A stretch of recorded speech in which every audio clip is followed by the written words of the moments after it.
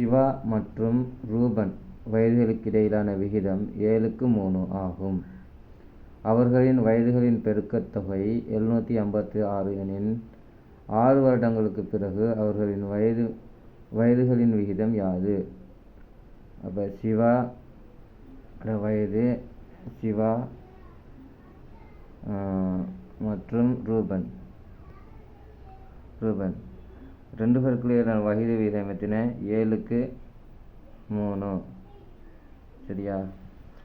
அப்போ அவர்களின் வயதுகளின் பெருக்குத்தொகை 756 எனின் அப்போ அவங்களோட வயது 7:3. அப்போ சிவாட வயதை எக்ஸ்ன்னு எடுத்தா அப்போ இவங்களோட 7:3.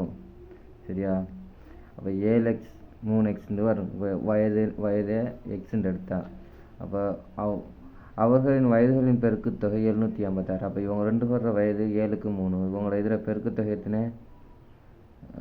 பெருக்குத்தொகை 756. அப்போ இவங்களோட பெருக்குத்தொகை 756. அப்போ 7x 3x வயதை நம்ம போடுறோம். அப்போ அவங்களோட வயதுகளின் பெருக்குத்தொகை 756 எனின் 6 ஆண்டுகளுக்கு பிறகு அவர்களின் வயது விகிதம் என்ன? இப்போ நம்ம இதை எக்ஸ்ட்ரா பெருமானத்தை இங்கே நம்ம கண்டோம்டா. எக்ஸ்ட்ரா பெருமானம் அப்போ இது 2 பெருக்கப்படும். 7 21 21x. அப்போ 756. அப்போ 21 இங்கே பெருக்கிட்டு இருக்கு, அங்கே போய் பிரிக்கும். அப்போ x = 756 கீழ் 21. இப்போ 21 நம்ம பிரித்தோம்டா. 21 நம்ம பிரித்தோம்டா. 756 21 பிரிவடப்பில் இதில் 3 75 3 இருக்கும். 1 3 3 2 6 63.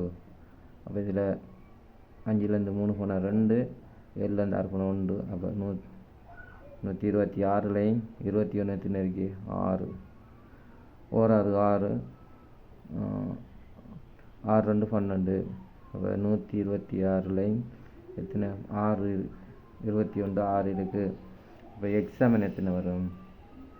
எக்ஸாமன் 36. அப்போ 6 ஆண்டுகளுக்கு பிறகு அவர்களின் வயது விகிதம் கேட்குறாங்க. 6 ஆண்டுகளுக்கு பிறகு வயது விகிதம் கேட்குறாங்க. ஓகே. அப்போ இதில்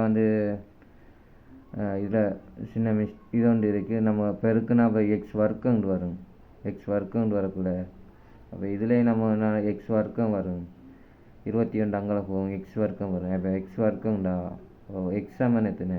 6. அப்போ அடுத்தது 6 ஆண்டுகளுக்கு பிறகு 6 ஆண்டுகளுக்கு பிறகு அவர்களின் வயது விகிதம் 6 ஆண்டு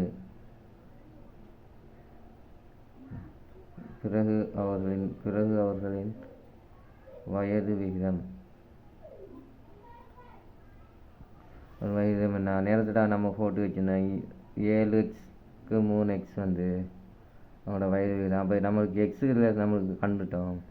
இப்போ எக்ஸ் = 6ன்னு கண்டிருக்கோம். அப்போ 6 3 6. அப்போ எத்தனை வரும்? 6 7 42. வேறு 3 6 18. இப்போ இவங்களுக்கு இதை சுருக்குனா நம்மளுக்கு எப்படி வரும்? 6 ஆண்டுகளுக்கு பிறகுன்ற கூட இப்போ 6 நம்ம என்ன செய்யணும்? கூட்டணும். இப்போ 6 நம்ம கூட்டினா எத்தனை இதில் வரும்? 48 24. இதை சுருக்குனா நம்மளுக்கு 2க்கு 1 விகிதம் வரும். அவங்களோட இப்போ அவங்க கேள்வி என்ன? எனின் 6 ஆண்டுகளுக்கு பிறகு அவர்களின் வயது விகிதம் யாதுன்னா 2க்கு 1. 2க்கு 1 அவரோட வயது விகிதமாக இருக்கும். 6 ஆண்டுக்கு பிறகு அவர்களின் வயது விகிதம்